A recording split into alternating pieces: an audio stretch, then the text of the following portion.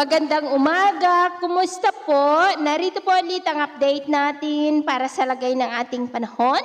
Ngayong umaga po ng April 18, 2025. Sa ngayon po ay patuloy pa rin na easterlies ang hangin na umiihip po ngayon dito sa ating bansa. Ito po ay mainit na hangin na nanggagaling po dyan sa may Pacific Ocean. At sa ating long range forecast, wala pa ring bagyo na namamataan na tatawid po sa ating kalupaan for the next 2 weeks pero hindi pa rin inaalis ang posibilidad na may mabuong sama ng panahon sa silangan ng ating bansa sa susunod na mga araw at ang development po niya ng ating babantayan kung matutuloy po o hindi.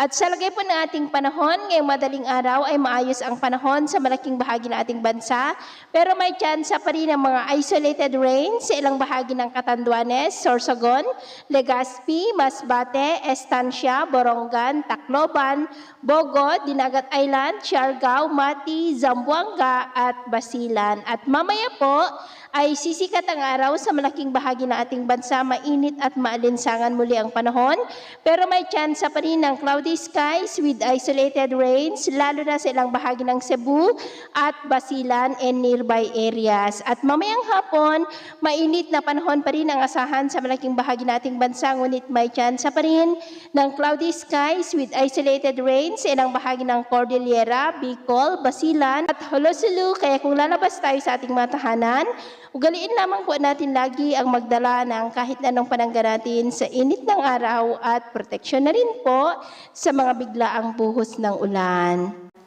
At sa atin naman pong mga baybayin, wala naman po tayong nakataas na namang gale warning signals, pero iba yung pag-ingat lamang po kung papalaot tayo para po mas makaiwas sa mga sakunang pangkaragatan. So, ito ang latest update natin sa araw na ito. At ako po muli si James na nagsasabing sa kahit na pagsubok po na darating sa ating buhay, huwag po tayong mawawalan ng pag-asa. Thank you and God bless!